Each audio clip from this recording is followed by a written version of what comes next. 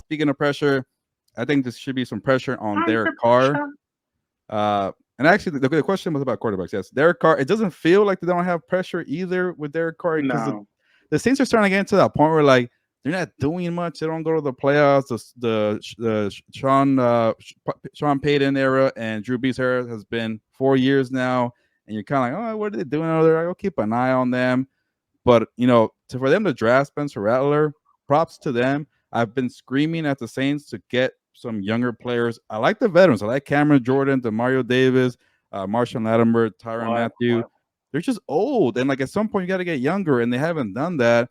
And also to the Saints, you got to get like a young quarterback eventually. I get that Derek Carr is not that expensive, but if it doesn't work for year 2, hey, maybe it works out with Spencer Rattler. But so far, I will give Carr a chance with Rashid Shaheed, who might be your boy, Fernando, and then Chris Olave. But I'm starting to like the Saints a little bit because of the youth movement. Like I don't want to say his full name is Talise, but they call him Tally Fuaga, the first round pick, who's now the left tackle. People love the guy. He's going to be a stud, I think. That's left tackle. Boy. I talked to him too for an SI story. He's like as they say, he's going to be a dog. So I think he's going to be a good player. Kool-Aid made some plays at cornerback. And then we got to talk about Spencer Rattler. I know he's playing second team defense, but they have Jake Hefner from Fresno State. They have Nathan Peterman. They got Taysom Hill and Derek Carr. There's like 5 quarterbacks on the roster, and this guy's already the number 2. He elevated that quickly to be the backup for Derek Carr, and we saw in person. Wow, he's making quick reads. He's letting plays develop, tight spiral down the field. He even got some repetitions with Shaheed and Chris Olave. I think that says a lot about what they think about him as a future player. So Saints, shout out to you for finally getting some youth, maybe some potential cornerstone players, and maybe an impactful rookie class, because the last time the Saints did something was 2017 when they drafted Alvin Kamara and Marshawn Lattimore and guys like that. When you get a draft class that actually makes a difference, it could set you up for 4 years.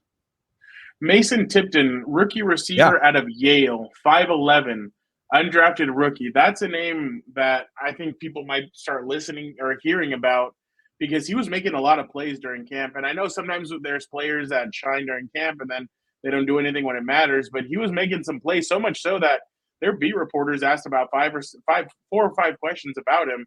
The other person that had 6 or 7 questions asked about him was Taysom Hill, because they were using him at punt return, at kick return, at quarter. They didn't use him at quarterback. That was the only thing. They used him at everywhere else except for quarterback. So that was interesting. But yeah, Spencer Rattler was interesting. The Saints defense, I mean, a couple of years ago, they had an all-in kind of move for Marcus Davenport. Didn't work out. So, but I was telling Gilbert when we were there, like they have a lot of veterans on this team. Like Gilbert said, older players. They have Cam Jordan. They have all these guys, all this leadership on that team. But they have been missing that youth movement. Right now, they should be kind of like the the LA Rams were when they went on their Super Bowl run.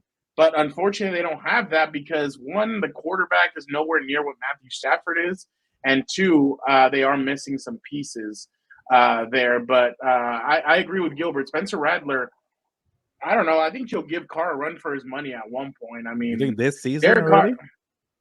It could happen. I think he could get Colin Kaepernick, where if Carr goes down with it.